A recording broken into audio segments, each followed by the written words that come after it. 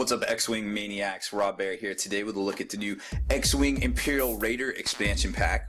The Imperials got their big ship finally, and this thing is actually really cool. It also comes with a TIE Advance, which introduced some new upgrade cards and some other mechanics that they kind of go back and they try to make stuff that may not be as balanced relevant again. Of course, it is a big ship, and that being said, that it's going to have the longer base, and you can't exactly play it in normal games and things like that. It's got the super double ruler right here, and your little rangefinder thing that locks in and kind of does a lot of things there. Tons of upgrade cards specific, to the ship itself, and then you've got the actual pilot cards for both the TIE Advanced 1 and then also the Imperial Raider itself. So we'll get this thing open here and take a closer look.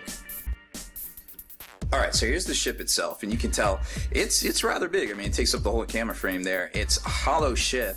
I mean, it's very similar to like the Tantive, in its size, but also the fact that it is hollow. And it's got all sorts of these components on it, like these solar sails here that are basically the same as what's on the X-Wing, or excuse me, the TIE fighters that power the twin ion engine. It's a really cool looking kit. I mean, if you look down, it's done very well. It's painted well. It's got these little batteries here that kind of pop out and shoot at things. Obviously, it's not a normal size Star Destroyer because that wouldn't even really fit in the game of X-Wing itself. But it is still really neat to see the detail and stuff they put into it. That would be a great ship to like airbrush up and have a whole bunch of battle damage and things like that, or perhaps do some flares with the engines, or just like some laser battery things. Here's the TIE Advance 1 that's very similar to what we've already seen. It's kind of got the bluish hue to it, very similar to, I guess, the old, the old toys in the early 80s. There were some blue TIE fighters and there were some more black TIE fighters,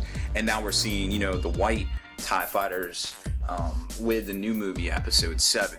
Now, there's a ton of upgrades that comes with this kit itself. You got all of the cards and the punch card things, your pilot cards, like I said, on the back of the box there, your turn dials, your stands and things like that. Then you got a little campaign chart, progression tree thing, and the actual manuals itself. I always save these things because it seems like it might be a good idea to have, just to have, if there's any specific mechanics or things like that.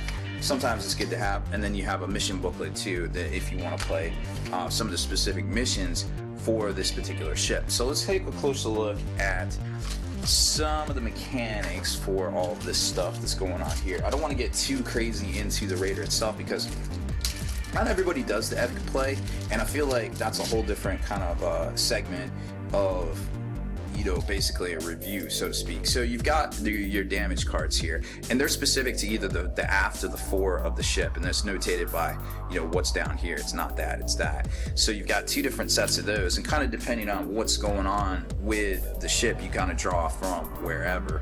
And so there's those two stacks there, and there's some there's some good stuff, there's some bad stuff, obviously, or I guess not as bad stuff, but you don't want to basically be taking damage whatsoever. And these things, when they go over obstacles, that's usually ends up pretty bad for them. So first off, for the upgrades that matter, well, let's take a look at the pilot cards real quick. So you got both of the halves of the ship. Kind of reminds me of the old Magic cards, like the big furry monster that would kind of lock together there. So as far as firepower goes, this thing's pretty decent, 2 to 4, and it's got some really interesting fire arcs, and we'll talk about that here in a minute. The shields in the front obviously better than the rear, and then you got 6 energy, and its agility, not so much. I mean, it's to be expected. It's a big ship. It does what it does, and it's 100 points to field itself, and it's got tons of rooms for upgrades right here, as you can see. So not too shabby in that department. So you can do some work with it. You can put some guys on it and do some stuff.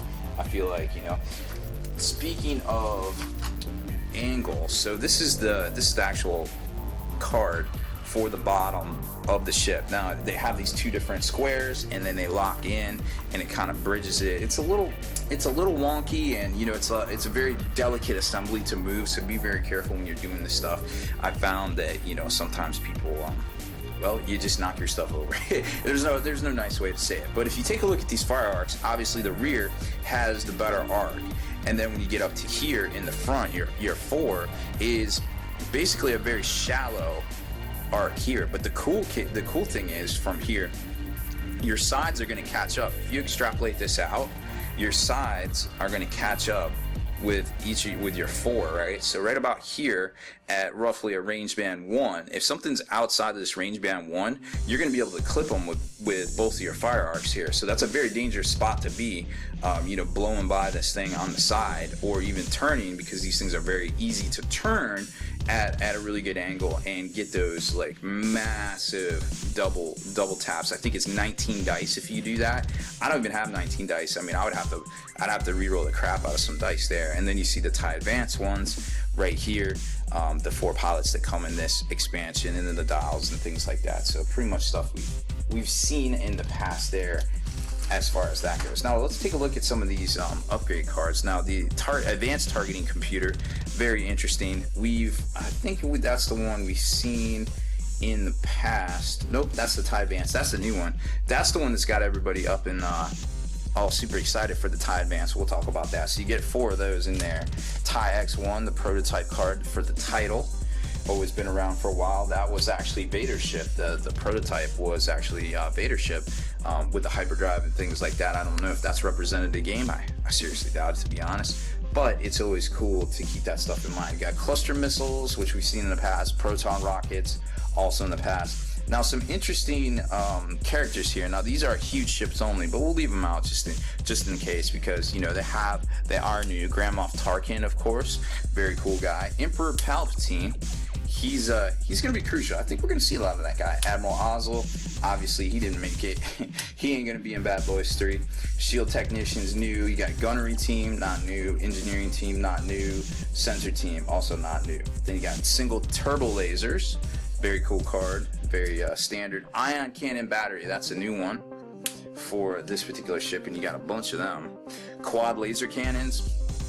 These are your anti-fighter, basically, defense, and we've seen these on the Tantive. Then you got Tabana Gas Supplies, also very old. Engine Booster, I'm actually not sure if we've seen that one before. Backup Shield Generator, I feel like that's been around. Comms Booster as well, and then we've got the titles for the 3 versions of the Imperial Raider as well. So let's take a closer look at these guys, slide them up, and talk about them for a second. So you got the advanced targeting computer, which is really interesting. So when you attack with your primary weapon, if you have a target lock on the defender, you may add 1 critical to your roll. If you do, you cannot target lock. You cannot spend target locks during the attack. So basically you want to get a target lock, which is really easy to do, and I'll show you why. And then you basically get a free crit. Okay, that seems good, right? So TIE Advanced 1, actually a cool ship. I believe it has shields, as a matter of fact. Yep, it sure does. And it's that weird points range where it's low 30s or mid 20s to low 30s. So it's kind of like that. I want to call it a ship of the line. They call the ones that are around the low 20s like jousters, because they're quick and they're nimble and they have firepower, but they don't stand up for the test of time. But when you got these ships of the line here, these batteries, they basically can take the abuse. I mean, you're talking 2 shields on that one right there, so that's pretty dope. TIE X1, you can upgrade your upgrade bar.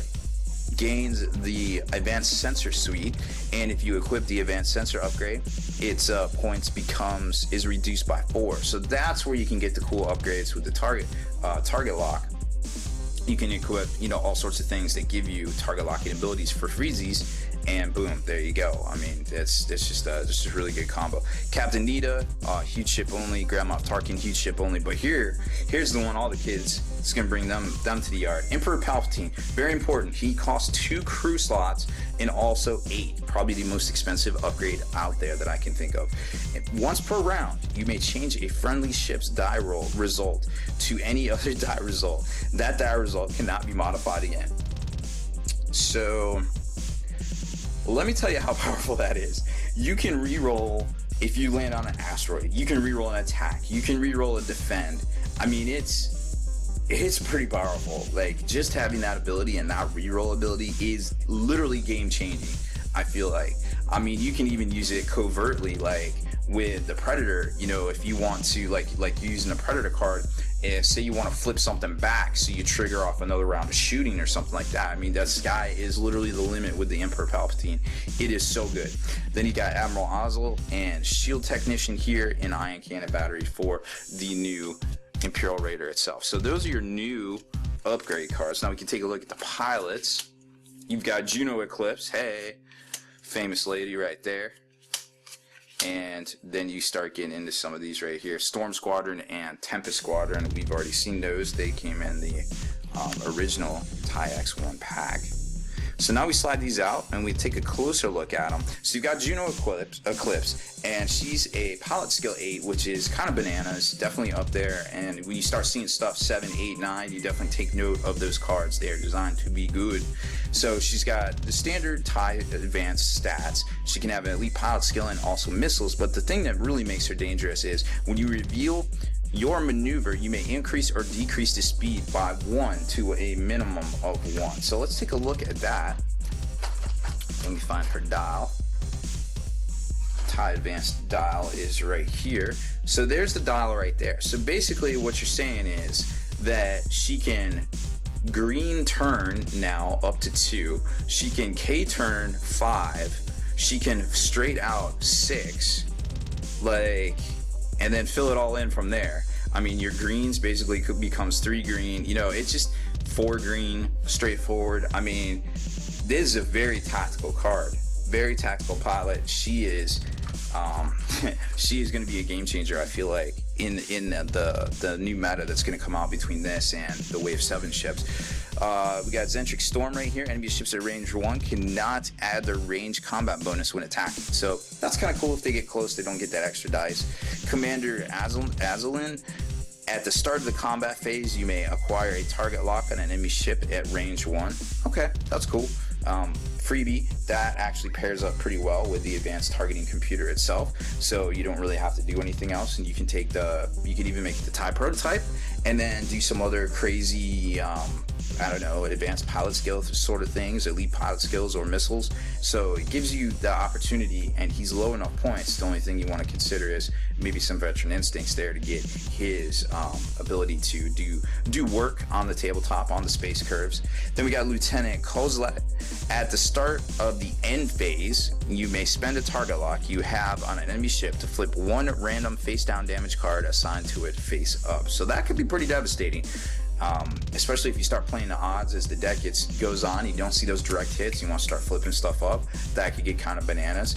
Not a whole lot of abilities going on here. It is pilot skill 3, so definitely it's situational at best, I feel like. So, and those are the pilot cards for the new expansion. So lots of cool stuff in here. The Imperial Raider was definitely eagerly anticipated. It is such a cool looking ship, and I think, you know, now you can play your big epic games with Rebels and Imperials and do all sorts of crazy shenanigans out there. You get another ship that came with it, you know, the TIE Advanced, that kind of got an update, and now we're seeing that with the X-Wings, with the assault carriers. So it seems like Fantasy Flight is very cognizant of their game, the meta, what's going on, what people aren't playing, how to make things better, and it feels like they are on the task to make this game good and continue the trend of this game and keep it relevant and not, you know, keep growing the game, unlike some other manufacturers out there that may just kind of put stuff out and just kind of hope you buy it, I guess. But we all seem to be buying it, so hey, if it works,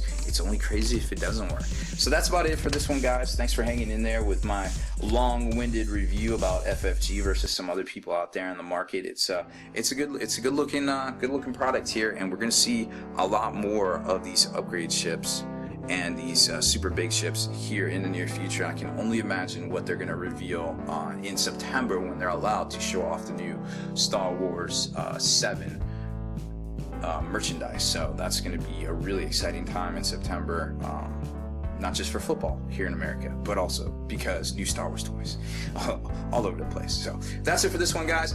Thanks for watching. Make sure you stay in the trenches, subscribe to this YouTube channel, check out the blog, spikybitsblog.com, and head on over to thelongwar.net. That's the home of the battle reports for exclusive content and early access videos. Become a veteran of the Long War today.